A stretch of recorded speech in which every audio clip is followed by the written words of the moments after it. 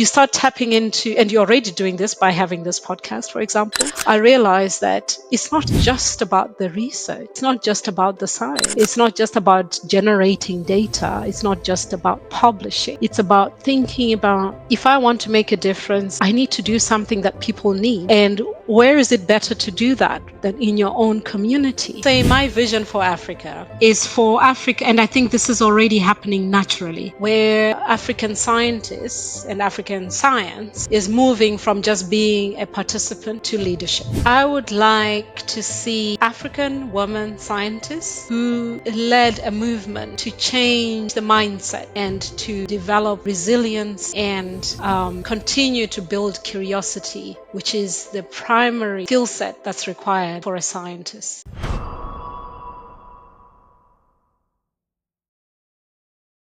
Some people build careers, others build legacies. On D2AFRICA Stories, we bring you leaders who are writing the story of African science and global health. Leaders who turn scarcity into resilience, rejection into impact, and barriers into breakthroughs. And this is not just about science, it is about courage, representation, and what it means to make sure Africa's voice is here in the room where decisions are made. And today's guest embodies all of this. From Zimbabwe to the Wellcome Sanger Institute in the United Kingdom, she has trained hundreds of researchers globally, championed diversity in genomics, and inspired a generation of African scientists. Her name is Alice Matimba. Welcome to D2AFRICA Stories, the podcast of the Scientific Leadership in Africa. I'm your host, I'm Dr. Loya Funu, and if this conversation today inspires you, take a few minutes to hit the subscribe button so we can share more voices like Alice with the world. Without further ado, let's dive in. Thank you, Alice, for joining us at D2AFRICA Stories. For those who does not know you yet, who is Alice Matimba? So I guess I could describe myself as a scientist who's passionate, not only about science, but actually, making science global, and to by empowering people. I started out studying biochemistry in Zimbabwe, and over many years, I traveled to Europe, to Belgium, to study for my master's in molecular biology. This was where my interest in genomics and bioinformatics came about. And I guess we can talk about that later. But what really stayed with me is, over time, was how can we, as African scientists, reach or access these emerging technologies at the time, of course, so that we don't get left behind, so that we can be able to apply these new approaches in medicine, in healthcare. And so that question really shaped my career to where I am today, working at Wellcome Connecting Science, which is part of the Sanger Institute, leading a global program that's looking at training professionals and developing capacity programs in genomics and bioinformatics, but focusing not only on scientists in Europe. Of course, Wellcome Connecting Science is based in Europe, but actually globally with scientists in Africa, Asia, and Latin America. So I collaborate with scientists and institutions to develop the much needed skills in genomics and bioinformatics. So that's who I am. Thank you, Alice. So you tell us a bit about your story from Zimbabwe to now Wellcome Sanger Institute. But I guess when you say it so simply, but you don't tell us what is Wellcome Sanger Institute, because many people never heard about it. Okay. Can you tell us what is it and how it looks like to work there? Oh, yes, of course. So, I'll tell you a little bit about that, and then I can tell you also about my story coming from Zimbabwe. So, where I am now at Welcome Connecting Science, which is a part of a program which is part of the Wellcome Sanger Institute. This is based in the south of Cambridge, in Hingston, in the UK, because I know there's another Cambridge in the US, and that confuses people. And the campus is about 15 miles south of Cambridge. It's primarily a research center. In fact, it's a center of excellence in genomics. As you know, the human genome sequence was sequenced there as well, and many other discoveries have occurred there and continue to happen on campus. We sit next to the EBI, which is another very big organization that's focused on bioinformatic resources, and a few other companies that are based there. So the Sanger Institute, as you know, is primarily focusing on developing genomics technologies and solutions that can help to analyze data and use that in health and in healthcare. It's primarily research focused, but not only for research that's based in the UK, but actually it's disseminated at a global scale. So a lot of the scientists there are collaborating with scientists everywhere in the world. So that's about Sanger. It's a beautiful campus. So if people are interested, they should visit for sure. And we're hoping that with time, we get to meet and to bring more scientists to campus as well. Nice. And so you made a lot of, world-renowned research, because it is one of the best institutions doing sequencing in the world, right? Yeah. Yes. So have you ever dreamed to work in this kind of institution where you are in Zimbabwe? So actually that brings me back to my my story from Zimbabwe. So I have always been curious about how things worked. In fact, I used to win prizes, from junior school about science. I had a fascination about, the galaxy and space and science, stuff like that. I was curious about the human body, what makes it function, what brings disease. I used to read everything that I came across. So I used to read, ingredients of food packages, chemicals that are in, say, bottles of things that we are using to clean the house or in that kind of thing. So I've always had this interest to understand what is in that package, what is underlying, what is causing this, but also a very strong interest in health, right? Both in terms of disease, but also in good health. And so understanding what makes people healthy, what makes people healthier, what makes people sick. So, and I knew that has something to do with the biological makeup, but also how that interacts with the environment. So that led me towards sort of like the scientific field. And initially I knew that I wanted to do something applying science in something. So I knew that I was going to have a career as a scientist, or perhaps as in medical science or in medicine. I even thought I was going to become an engineer, because I actually at some point I wanted to do medicine. And if I didn't do medicine, I was going to do chemical engineering, because I was a chemistry whiz in school. So all that sort of, shaped my interest in biomedical science. And so I never really imagined I would be analyzing genomic data, because at that time, who knew what, about genomics? But then that actually pulled me towards doing research. So I've always had that interest, and I've always sort of felt that there's a lot of things that we can answer. We can use science to answer problems in our communities. So we have a lot of limited resources in Africa. We don't have enough workforce, in terms of scientific workforce that are well equipped to do, groundbreaking discoveries.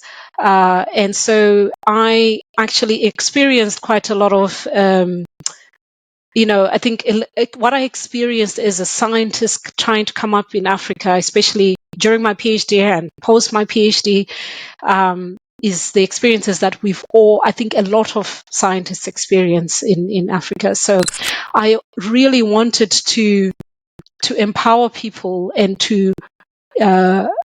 sort of not just do research that is sort of like I just want to become a researcher and become this big person, but I was also interested in sharing my experiences with others or creating a platform that could enable sharing that experience so that we could do good science.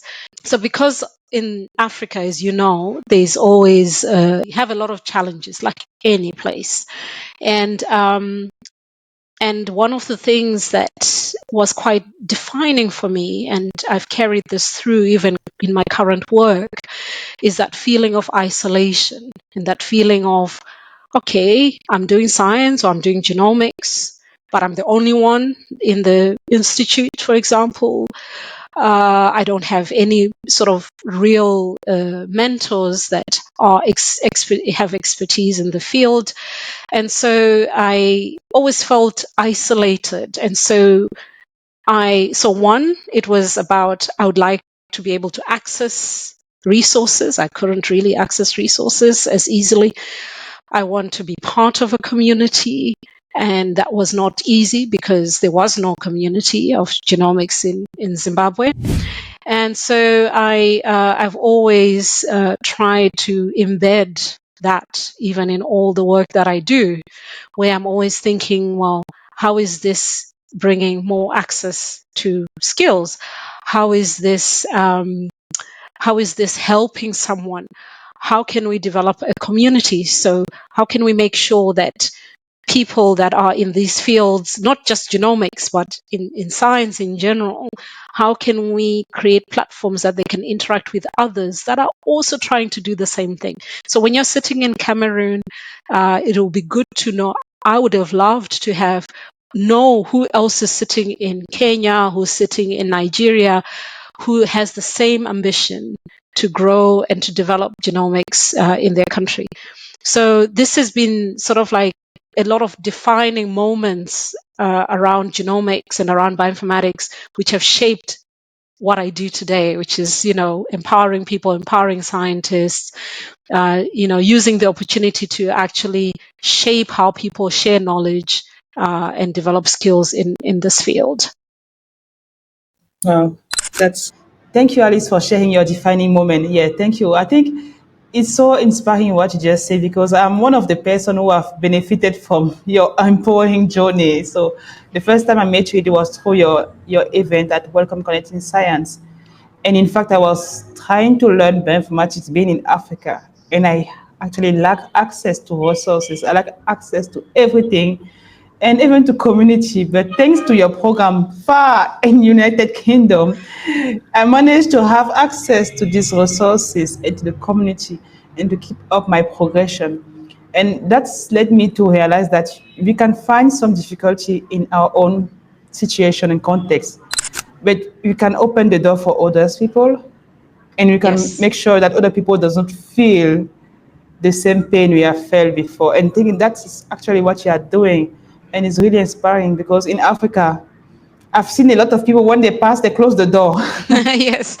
So no, I think for me, I'm I would say I'm very generous with my, in terms of helping others. And I'm glad that you benefited from that.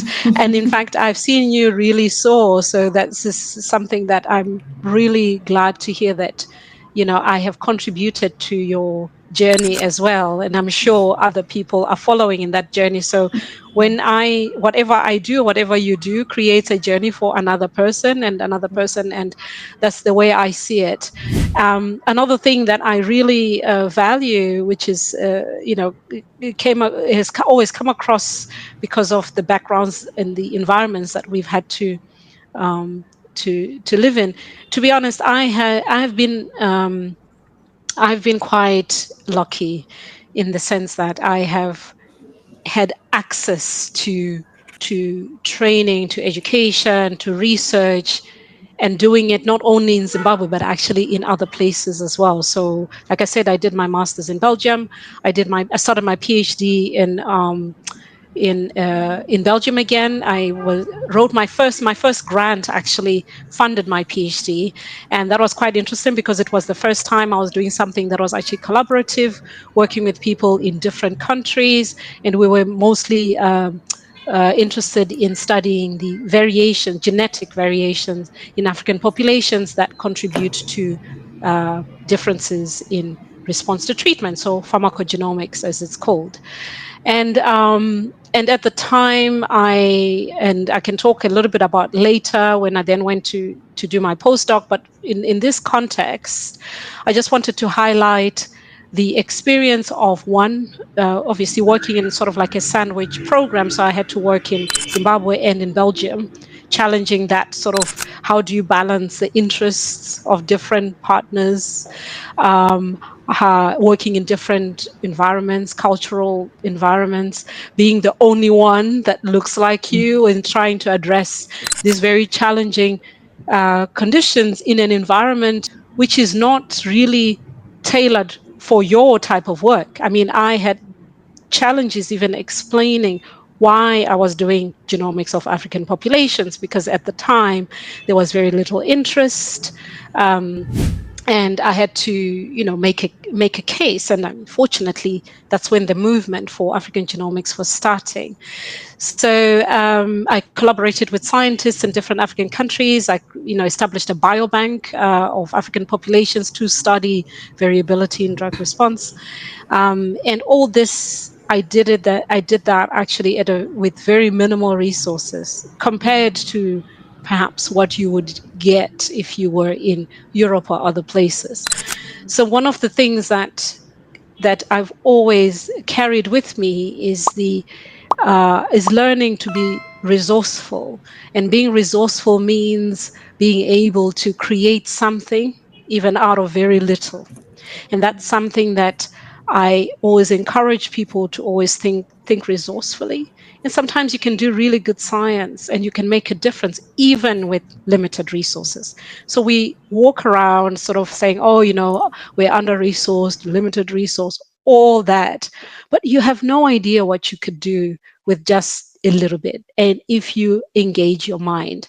So I learned to be resourceful, and I've seen that you are actually also very resourceful. I've seen the work that you've done, and it inspires me as well to see that kind of, the work that that it's really challenging. You don't have access to research grants. After I came back, I did my postdoc in the US at Mayo Clinic, and we had a lot of resources there.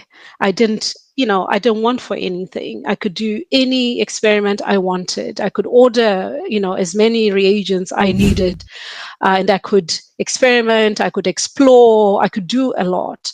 So to me, that was really beneficial because, it obviously got me to learn a lot of technical skills because I was doing a lot more sort of like experimental functional genomics type of work. But it also made me think about it. Then I'd always think, well, how can we do this in Africa? How can we do this in Africa? But it means that the types of questions that you ask in your research need to be very clear, specific, and maybe not as wasteful, because you're thinking, oh, how is this going to make a difference? Not in 10 years. How is this going to make a difference tomorrow?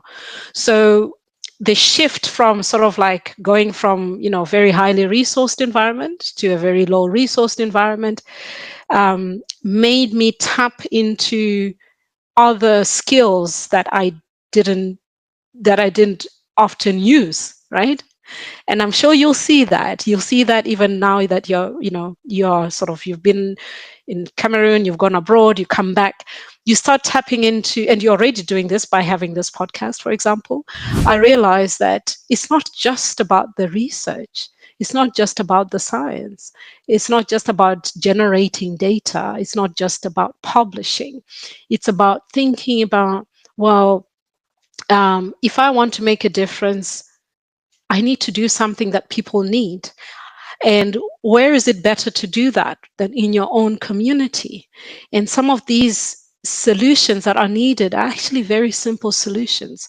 So I instead of sort of like focusing on just trying to do genomics, because it was really hard for me to get even a single grant to do genomics, because who cared about that? And I was also surrounded by, communities that are doing like big projects. So it felt like, well, your project is too small, we cannot fund that.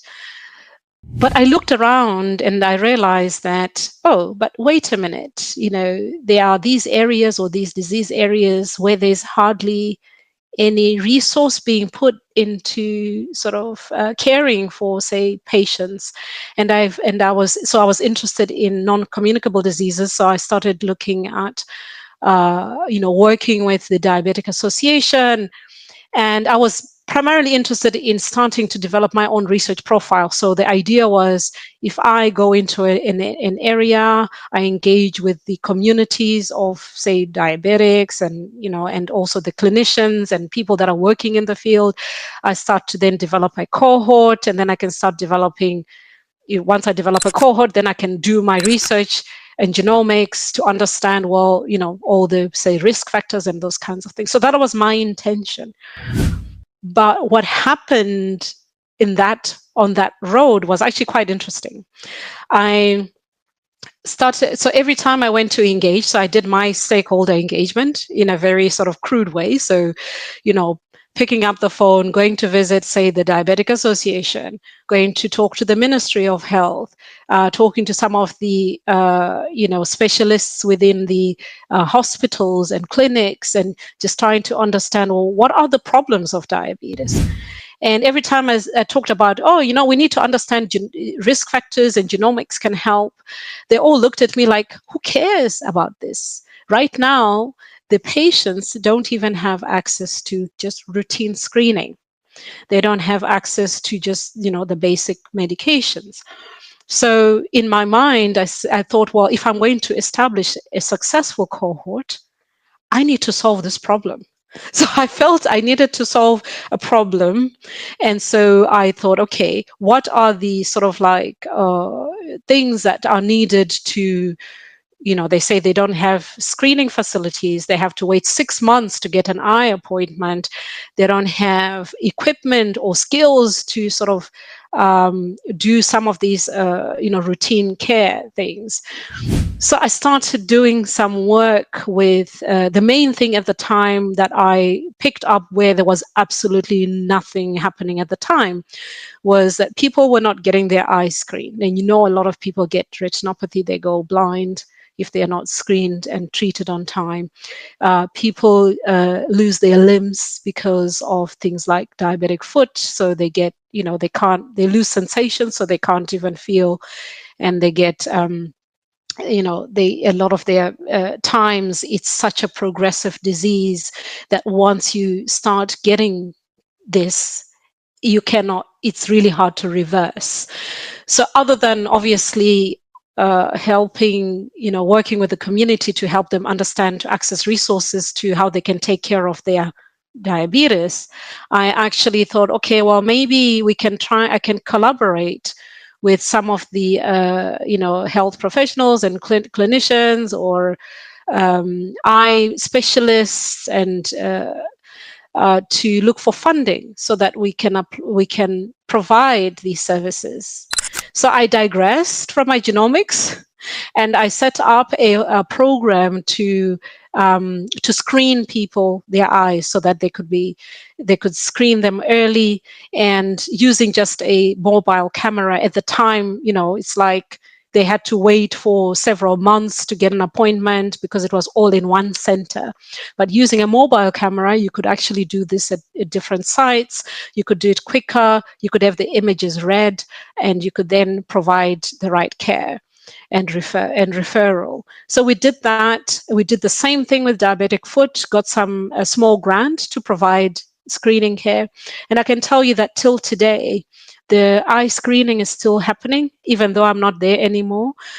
We then got more money from the Buy Trust at the time to buy a laser equipment. So this is the equipment that you use to treat, which is really makes it very easy to treat, and it's a mobile equipment as well. So this is also still available at the hospitals. And I really felt so proud because I realized that while on my quest to do genomics and to do, fancy stuff, I made a difference in the community by just identifying, well, what is it that people need now? And how can this help me to achieve my goal? So that's how I want to see scientists being resourceful, looking for opportunities to make a difference, identifying ways that they can help, how they can support the community, regardless of whether they're doing genomics, whether they're doing any other type of research, but thinking about what does the community need. And you'll find that innovation comes through that because you're able to say, well, actually, this doesn't exist. So you innovate. You don't have to wait for the greatest groundbreaking big sequence generation project. You can make a difference. You can innovate even in the simplest way, just looking around you. There are, young girls that need some training in science and becoming science who need to be inspired. That's an innovation, and you're able to make a difference. And so I feel that as Africans, we have to look at innovation science and all these technologies, which are wonderful technologies in a comprehensive sense, in a holistic sense, not just I want to generate data, analyze my sequence, publish a paper, because what difference is that making? Yes, it allows you to get your PhD and all that, but think local first, and you can be sure that whatever you do locally is going to have an impact globally as well. Wow, amazing. That's a great story and very inspiring story. Think local first and improve locally, and you can show that it will have global impact. Wow, that's so powerful. So powerful. And I enjoy your story about how you were focusing on diabetes disease and genomics, and then you changed to doing simple testing. And you change life of people with that because you realize that you don't want your life to be defined by the number of data you publish, number of paper, all these things. You want to be able to serve people and to make sure that you have contributed to improve life of others. Yes, And yes. that's what you're encouraging other researchers, next generation researchers like me or other people listening to us today to also consider now in their own career. Yes. Right. Oh, that's And a very actually, I good just wanted thing. to mention that while doing that, that's actually what made me have this interest in developing capacity, in training, professionals, healthcare professionals, researchers, because I realized while doing that, it's like, okay, fine, we need to make sure that people get routine screening, but then they needed training.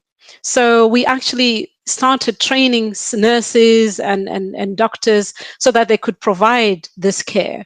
So this, area of training, developing capacity, and making sure that it's sustainable has always been the way that I look at these things, that at the end of the day, people who need to use these technologies or need to use these approaches need to have really good training, and you need to develop it in such a way that people continue to do this even when that training is no longer being provided by yourself, and that it continues as you go. All right. Yes. So unconsciously, you started being a trainer without even working on that yet.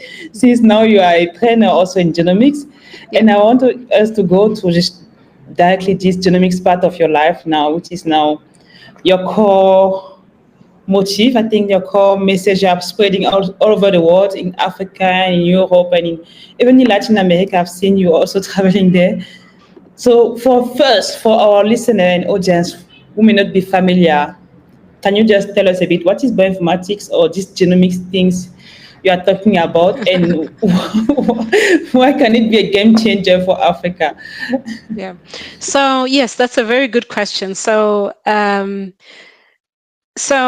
I said, I already had this massive interest. I saw a gap, right? And I went for it in terms of, well, we could do genomics research. I'd already sort of realized that, developing or building capacity and that kind of stuff is a core area. I also, sort of like wanted to work with people that, like Sanger Institute, that are committed to developing and advancing genomics and science globally. So, and then I could also contribute to not only how to do genomics research, but actually shape how this knowledge, genomics knowledge, can be shared, shape how skills are built. And this is where it all came about. So making sure that training and capacity development are actually reflective of the diversity of genomics itself, right? So not just thinking, okay, we can just train a few people, but actually training a lot of people. Now, bioinformatics or genomics, let's just say, bioinformatics actually allows sort of like turning that raw biological data into meaningful information or insights, right? And usually when people hear bioinformatics, they hear all this stuff, it's all data and so forth. I would, sort of define it as not only just data. It's, looking at, say, for example, looking at sequence data or genomic sequence data, or data that is looking at the code, of life, of nature, and understanding, using that to understand biology, right? So genomics, bioinformatics are technologies that help us to understand, have more understanding of biology and how biological interactions happen and how that can impact, in our case, in health, disease, and so forth. So, so in terms of bioinformatics, I see that there's obviously you're looking at how this information can be interpreted, and then how it can be applied in different ways, right? So, I'm a big advocate of thinking not only about the data. I'm an advocate of what can you do with that data. So it could be that you are using the data to inform maybe new discoveries, to inform new ways of sort of like research, for example. So you might find interesting information like, genetic markers that could be used to develop diagnostics, or they can be used to inform treatment, or they can even be used to develop new medicines, because you understand, where the target is and how, maybe new proteins that are supposed to, that are not new proteins that function in a certain way, and you can develop medicines to target them. So you can use it already directly, for example, in public health. You are an AMR guru, I know that, and you can use it to track resistance, right? You use it to track how, say, for example, bacteria evolve through maybe genetics and other means. They evolve to become resistant to medicines, to antibiotics, for example. So you can be able to understand where, when resistance is happening, and so forth. You can also use it, particularly from the African perspective, in terms of genomics and the data that comes out of it, is to understand how, to better understand risk factors, and maybe how you can tailor treatment for different populations. And this is something I'm very passionate about, because that was a lot of the work I spent. I spent almost 10 years working in that field, understanding how different, genomic profiles impact how people respond to medicines, and particularly at population level. We know that there are medicines and drugs that work very well, for example, for European populations, but they don't work so well in African populations, or some which work better than they do in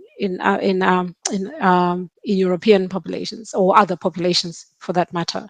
So this is exactly why we need to, and I will talk later maybe about why Africans need to be leading in these initiatives, to understand how genomics can be useful for their research, for their science, for their populations, for their communities.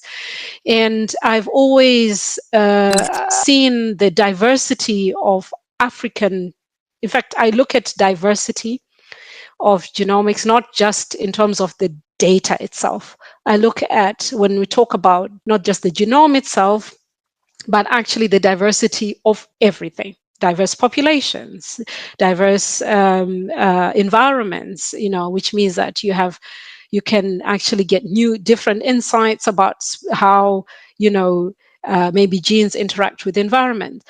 And one of the things that also inspired me in this journey has been, how can we formulate this diversity into a tool for research, into a tool for discovery? And I'll explain what I mean. Genomics is a very it's one of those things that can say we just look at data. When I started working with African populations, for example, I discovered a lot of variations. In fact, I remember having conversations with people that just used to feel that looking at African genomic data was a big pain, because it's so varied, right? You cannot get like something that is like, oh, this is like high frequency variant and that kind of stuff. A lot of low frequency variants, but a lot of them. So it becomes harder to map and to see how do they, so for example, haplotypes, in other words, sort of say pieces of DNA that sort of are evolved together, that kind of thing. And so I always thought that I would this, to me, when I discovered this and when I was trying to publish my very first paper, I remember that it didn't go down well with my supervisor, because like, yeah, but you didn't find anything that's like groundbreaking. And for me, I said, well, finding out that you're going to have loads of variants in a very small stretch of DNA from African populations, to me, that's a great finding. It means it has such massive implications in the way that we need to look at African data. So, and so I started to, and then I also fast-tracked many years when I was doing my postdoc. I was working with data that was sort of like, European data, African data. At the time they had data from Latin America, from Asia. And I remember that every time we, incorporated all the data, which included, say, African data particularly, you would be able to actually identify variations in specific phenotypes, in drug response phenotypes, for example, and something that when you remove the data, you couldn't see all these sort of like signals that there could be something happening in this gene and that kind of thing. So for me, that was like an enlightening moment, because that's when I realized that actually, when we talk about African genomics and its diversity, it's not just about that, it's got more variations. The diversity itself is the innovation, is the tool that can enable us to make those discoveries. If you don't have diversity in your data, it's harder for you to identify specific signals that can then enable us to do downstream work and downstream research. And that's exactly what I did in that work, is that we use sort of like that combined data to identify sort of like signals at specific gene loci, and then obviously use that to then do sort of more functional genomics work. So I wrote about this actually at the time, and I was very excited. I said, "Oh, look here, this diversity, that is where the innovation, that's where the discoveries are going to come from." And just a few years later, after that, everybody was very interested in working with African genomics data and going to Africa, and a lot of projects started formulating. And that's when I realized that actually I was really just about ahead of my time. So what I'm trying to say is, when I look at genomics and bioinformatics, if you ask me what is bioinformatics, what is genomics, my answer is this collection of things. And if you ask what about African genomics, it's a collection of all these nuances. And so when you look at it as a researcher, as a scientist, it's not just a data point. It's a data point amongst many other things that are representing what diversity actually means when we talk of African genomic diversity. So I just wanted to share this because it has always been quite inspirational. And many years later now, you find that there's a lot of interest in we need to have diversity in our data. And I'm thinking, well, we should have done this 20, 30 years ago. We've always needed to have diversity in data. This big initiatives to let's get more data from diverse populations, from diverse regions. But that's actually, to me, has always been, well, if you don't have diversity, it's going to be hard for you to identify where the actual differences are, because those differences are going to point to you that, oh, actually, there's something happening over there. We don't know what it is, but there could be something happening over there. Let's take a closer look. And so that's been a biggest finding, which I see a lot of people are embracing now, but I was sold to this more than 20 years ago. Oui, en 2026. Et ce n'est plus la technique qui différencie, ce n'est plus la technique qui prime, mais c'est ta capacité à connecter les idées, les disciplines, les personnes et transformer des vies. Et c'est exactement ce que nous t'apprenons à faire dans le programme Élite Recherche Accélérateur, qui est un programme qui est créé pour te permettre de changer ton mindset, premièrement, à devenir ce chercheur dont l'Afrique a besoin, de te permettre de poser les bases d'une carrière académique réussie et impactante, notamment dans la rédaction des articles scientifiques pour la communauté et ainsi la rédaction des projets de recherche à forte valeur pour pouvoir implémenter ta vision. Et il contient également une base de données de plus de 130 protocoles de recherche financés que tu peux utiliser pour dès aujourd'hui accélérer ta carrière académique. Thank you so much, Alice, for your amazing explanation of bioinformatics and how you see it and its relevance for Africa and even for the whole world. And while you were speaking, I realized that you published a paper about bacteria, and you were also seeing diversity in these bacteria strain from Africa.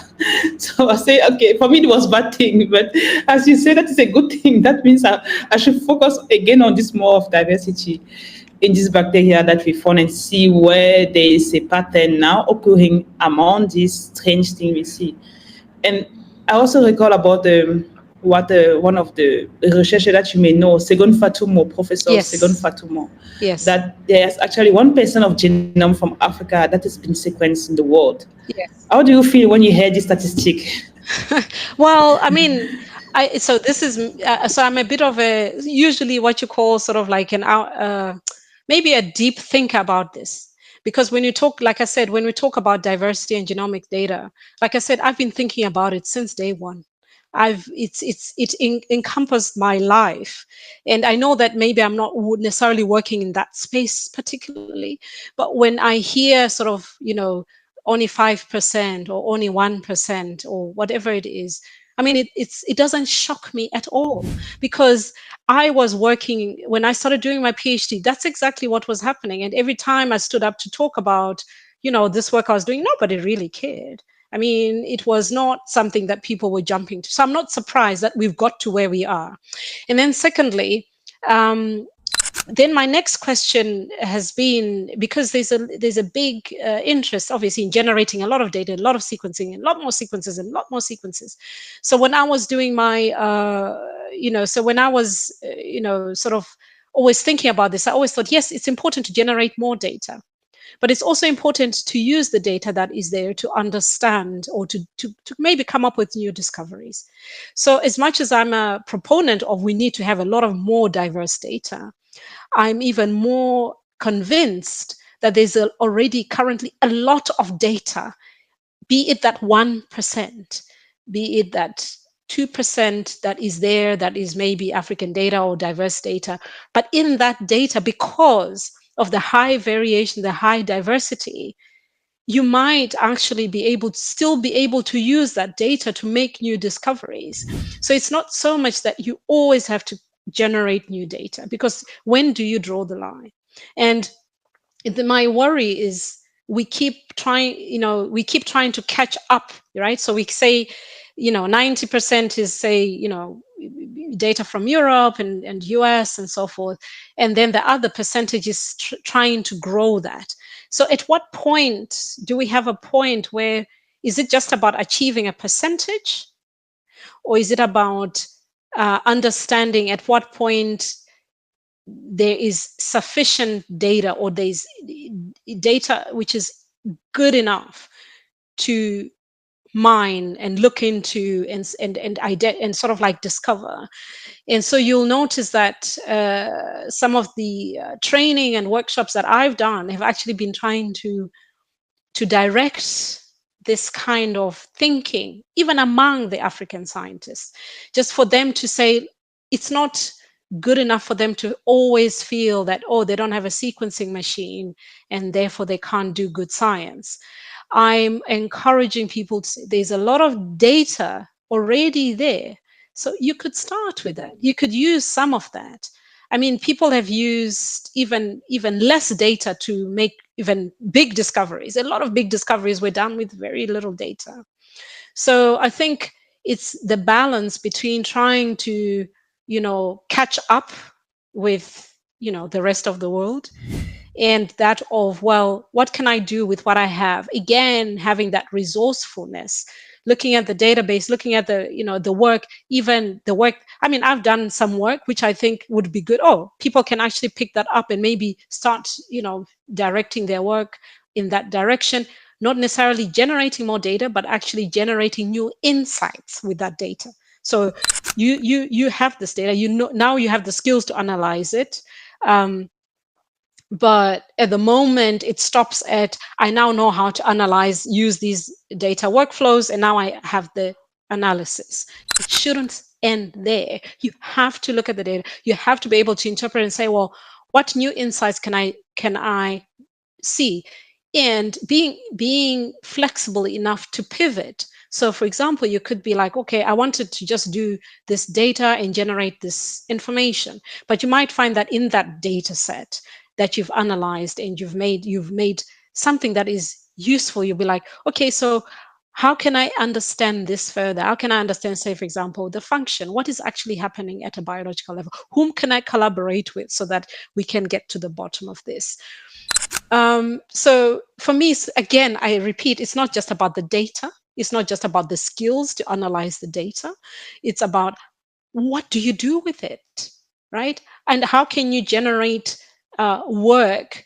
How can you generate new discoveries? How can you generate new research questions that can help us to move forward, regardless of whether we have 1% representation in the global genomic databases or 5%?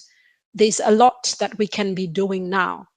And so that our scientists don't feel helpless. They don't feel, oh, you know what, I only have 100 samples, or I only have 1,000 samples.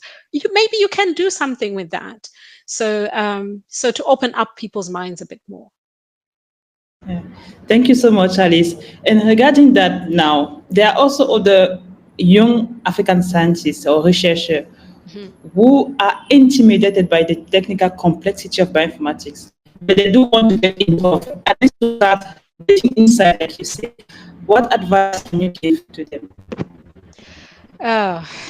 Yes. So I would say be curious, right? Be curious, be resilient, and be open-minded.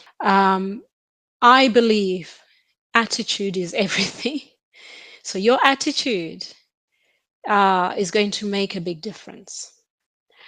And if your attitude is that of feeling defeated because you couldn't acquire the latest machine, or you can't get reagents, that is going to, you're not going to get anywhere in life. Life is, be resilient, because science is hard, life is hard. And so one of the things that I talk about with people a lot is, especially sometimes when I'm either I'm recruiting or collaborating with people, is sometimes it's when you work with people, the skills, you can train people to do things. I can train you how to analyze your data and do this, or how to set up, a protocol for sequencing and so forth. But what's really, really hard to change or to train people in is your attitude. So I think that it's important to have the right attitude as you approach your research. It's also important to recognize that your voice matters. So speak up, be curious, but also engage in things that that enrich you, right? Follow the right people. So I'm a follower of people, but I also don't always follow people. I think it's important to have a balance. So you don't have to follow somebody to the point of like losing yourself. You also have to have your own path, create your own path, and create your networks. It's so important to create those networks with the right people. Every opportunity that you meet someone is an opportunity to create a friendship and network. We are friends. We've become friends because we met and we connected and we've shared, even not just professionally but also personally. I think one of the things that and sometimes it's sitting there and saying, well, I'm at this conference or I'm at this meeting. What do I want out of it? Whom do I want to meet? Whom do I want to talk to? And how am I going to make that happen? Networks are not built overnight. My relationship with a lot of scientists have been built over many years. And I might meet somebody today that I don't speak to for the next year or two, but your paths cross and somebody will remember you, or you remember somebody and say, oh, I'm looking for somebody. I think that happened to you and me, actually, that I thought, oh, I know somebody called Luria, and somebody else was like, oh, I know somebody called Luria. You want to do this thing? Can you contact her? So I think people underestimate the importance of making the right impression with people, and even having that conversation and being curious about other people too. So it's not just about yourself and talking about how wonderful you are. It's also understanding what they do, how they work, and showing that side, because you will learn a lot from what they do, and you can also share what you do with them, and that's really true connection. And so coming from this background of having been isolated and so forth, I made it a point that I was going to make my networks. And because of that, I created such a global network. I know so many people, and I think a lot of people know me now. But I can tell you, it hasn't happened overnight. I have worked for it. I've nurtured the relationships. And like I said, it's not about I only get in contact with Luria because I want something. I get in contact with Luria just finding out, how are you doing? How's that research project you're talking about doing? And when you meet, you connect, you contact each other. But there will be a point where it will be like, oh, by the way, I actually need somebody to help me, or that person actually comes to you for help. So don't shy away from making scientific friends. In fact, you have to survive, and you have to if you want to make a big impact. So through many ways, through the training I do, I also have a podcast, your digital mentor podcast, which I like to promote, and I will promote it on this show as well, because it is about mentorship. It's about skills, the same things that we're talking about right now, where we talk about people's experiences and how they've overcome them, and how they're applying their skills to advance their research and work and so forth, tackling some of these contentious issues within the research environment, like what do we talk when we talk about women in science, for example, talking about equity and diversity, talking about how do we empower lower resourced countries in Africa and other places to make sure that there is that common understanding of what we're trying to do when we're talking about global health, when we're talking about working with empowering people so that they develop that sustainable mindset, and they're taught and they have that impact, and they're able to actually lead their research. So there's a lot of there are a lot of rich conversations that we have in that podcast, but other than that, I am a very serious person, so I do always engage in these kinds of rich conversations. So if you don't already do that, I encourage you to to explore these. They're not necessarily experimental science, they're not bioinformatics, but they're good because they help you to shape and to understand the world and how it works. And it means that you can identify a place for yourself because you understand how people think, how the world operates, the good things, the not so good things, because at the end of the day, we're not going to be able to change anything, like not overnight, but we have to understand how things work so that you can position yourself in the right way with the right, in the right environments.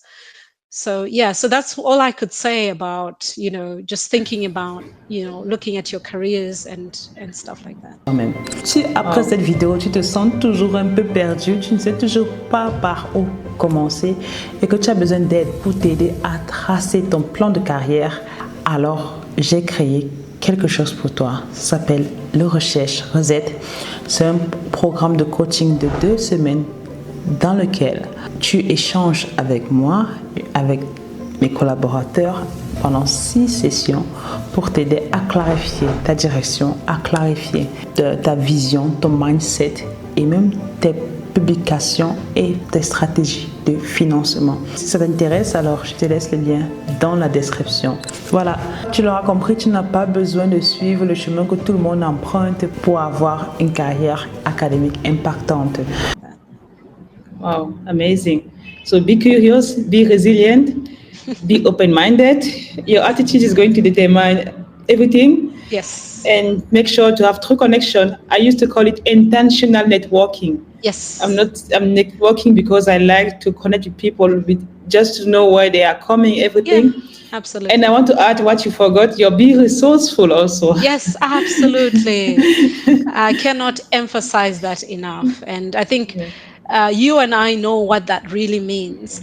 And you have to impart this. I had mentors that, like I said, it's also about attitude, and mentors that may help me to believe in myself and to develop confidence. And what I want to do when I talk to people, young scientists, is I want them to develop that confidence. And confidence doesn't mean that you have to go out and speak out and be the loud mouth. Confidence just means in believing that what you're doing is important. I might never have published my very first paper if I wasn't confident that it was actually useful work at the time, because I would have thought, oh, well, it's just a few it's just a few samples, it's just, you know what I mean? But I was determined to use that to formulate some ideologies that have actually used and continue to talk about even up until today. We're talking about this issue about diversity, about data, about databases, and all these things, and why the African genomics diversity and all these things. So it doesn't matter. It's when you get a chance to put your work out there, even if somebody trashes it, there's somebody who's going to listen.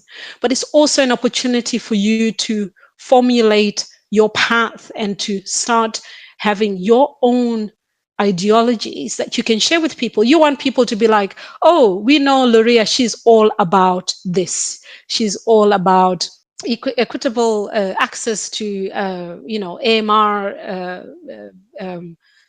training or, research. You need to create a brand for yourself. And so you can only do that when you talk about what you're doing, but you have to be confident about what you're doing. Because there'll always be people that don't like what you're doing. There'll always be people who, critique what you're doing. And every time people critique what you're doing or disagree with you, it's an opportunity to learn. It's an opportunity for you to reflect and say, well, why are they saying that? because it could be that they're right, and it could be that, well, maybe the way that you're presenting it is not it needs improvement. So, and you know how many times you get rejections from papers and from many things, grant proposal. You write about that all the time. I read your blogs, and it's okay when people say, your idea makes no sense whatsoever. And you can sit down, you can cry. And if you're determined that actually it does make sense, then sit down and make it make sense. So sit down and think about, well, how can you make it make sense? Because the feedback that you get can only develop you. It can only make you better.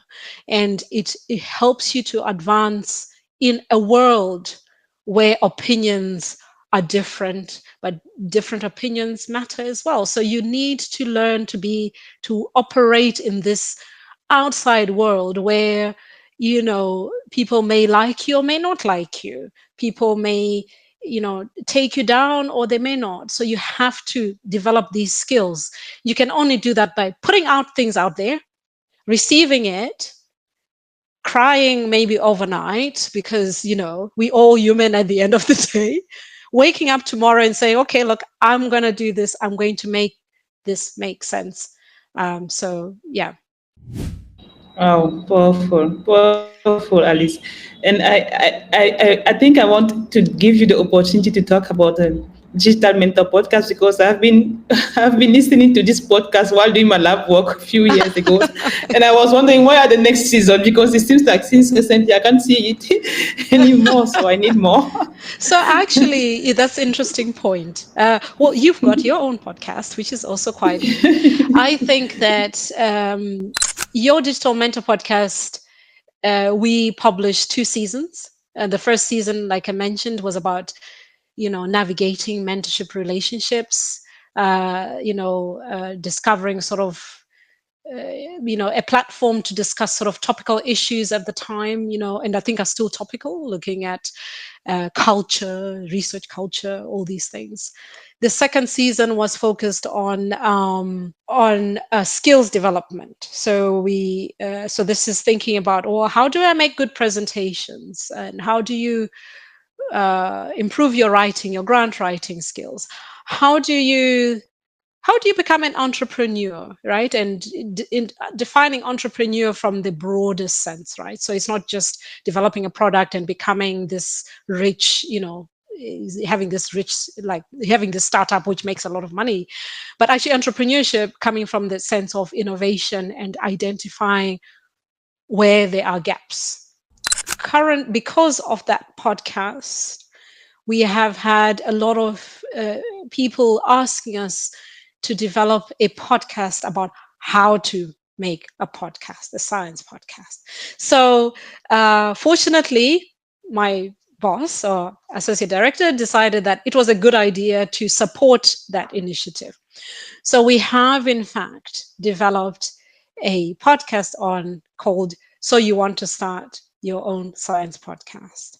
And the idea behind it is that it's not just about having a podcast, because anyone can make a podcast, right? So anyone can just start recording, put it up on YouTube and so forth. But what we did is just try to bring out, because your Digital Mentor podcast is actually about getting people to develop skills and to also open up their mindsets about how they can apply some of those skills. One of the things that the idea behind developing this, how to develop your own podcast, is based on what we learned doing that, because we developed ours from scratch, me and a team of others, and we learned a lot. One of the and what we learned is not just the actual sort of like content from the podcast, but yourself what it takes, right? It challenges your organization skills. It challenges your influencing skills. How do you influence, I don't know, some big top director of an organization to sit on your podcast and spend an hour talking about themselves.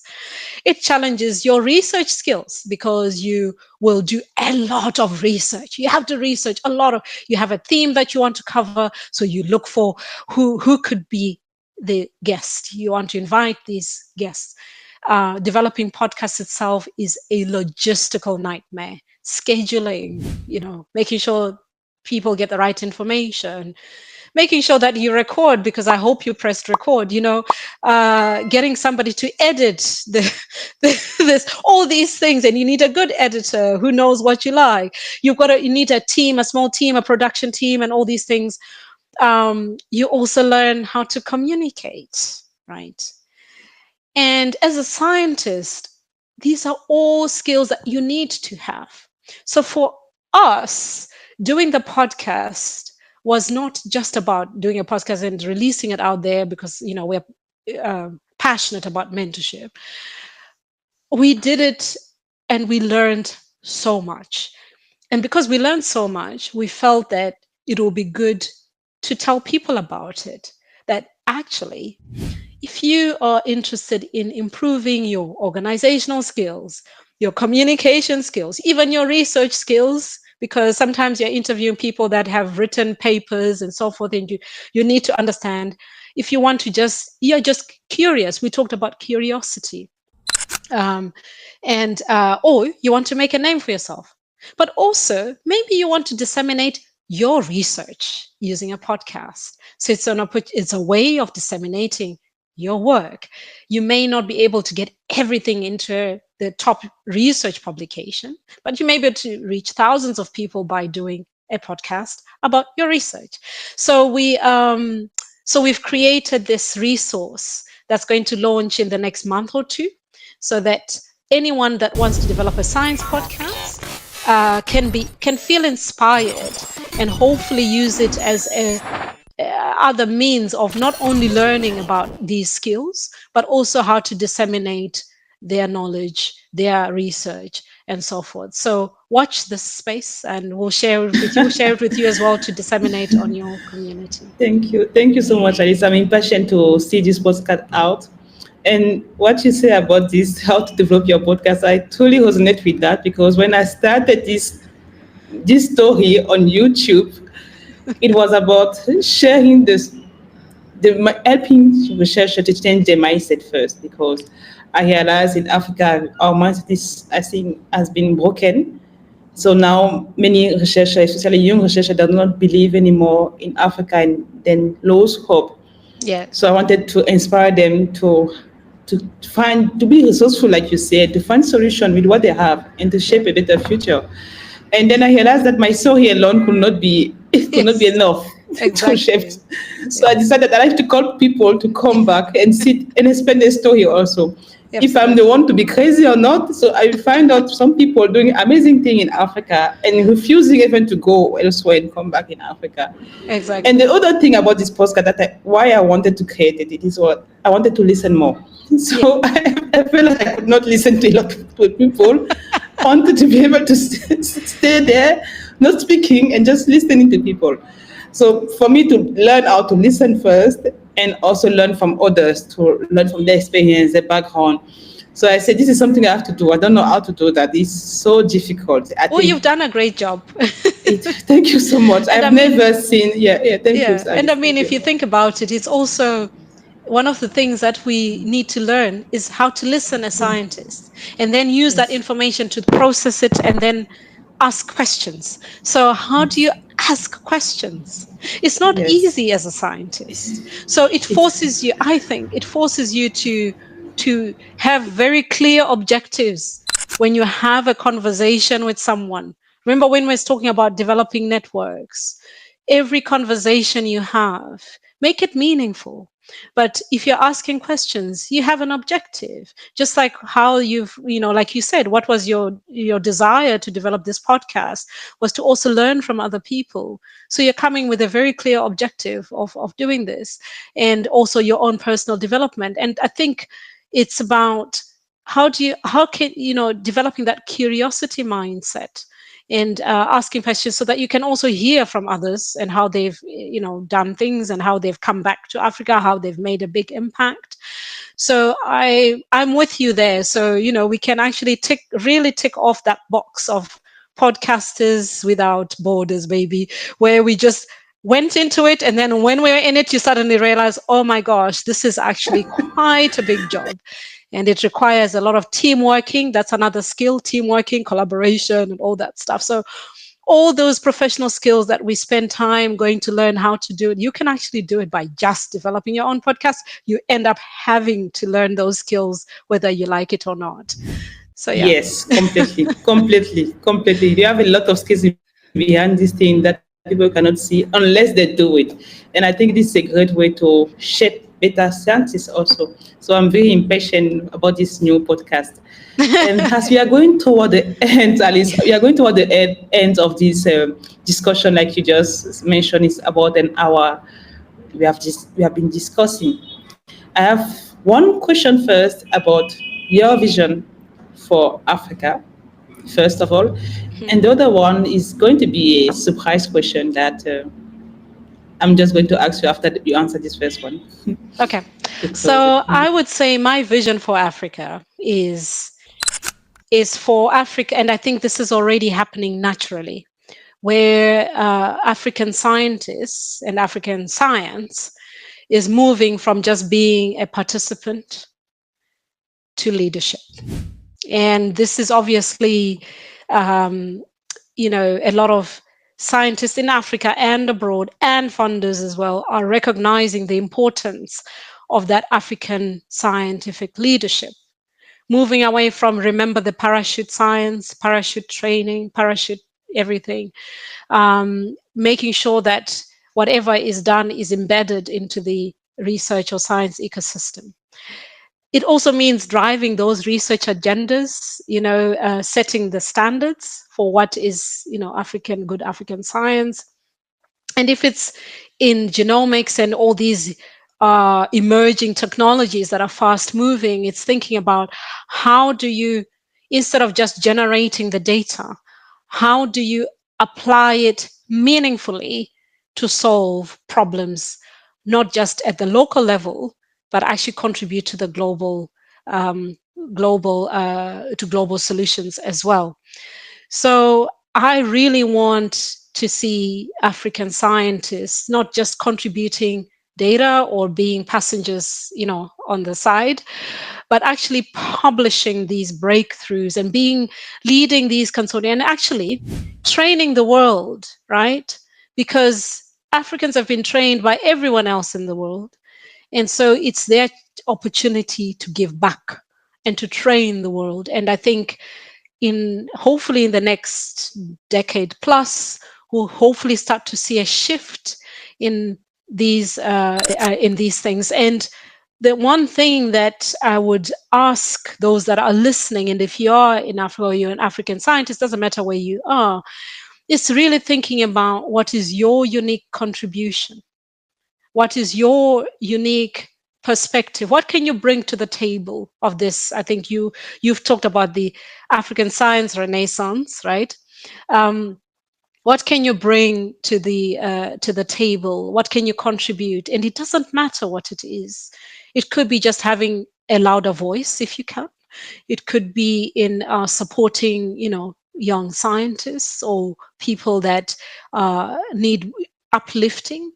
It could be training others, or it could be just having the confidence to stand up and to not feel afraid, and to just forge the path forward.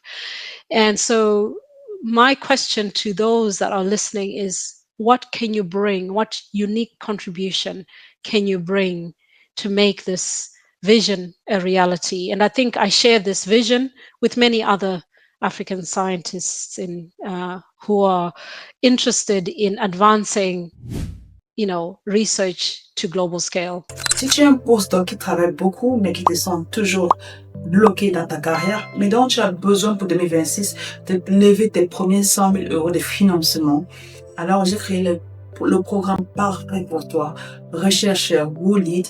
C'est juste une masterclass dans laquelle tu as le plan stratégique pour écrire ton pipeline de financement, savoir quel projet aller poursuivre, comment choisir le bon projet, comment se positionner pour les barrières de fonds et comment également écrire des projets fundable en moins de 5 minutes avec des GPT qui sont construits, maturés pour t'aider à écrire des applications finançables.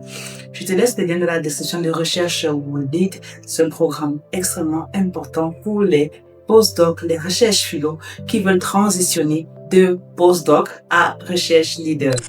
Wow. So what unique contribution to make this vision of African scientists leading the world and even training the world can you bring? Wow, powerful. I hope you have answer in the comment. I hope people will answer in the comment and I will come back to you with the answer. So we are coming to the end of our episode today, Alice. And as I mentioned, we end up the interview with all the guests with one question, a surprise question that you don't see before. Mm-hmm. And this question is not related to your CV, to your title, and to your achievement, since these things will fade. We want to ask you, if your entire life had to be remembered in one single sentence, one line, what would you want it to say? I would like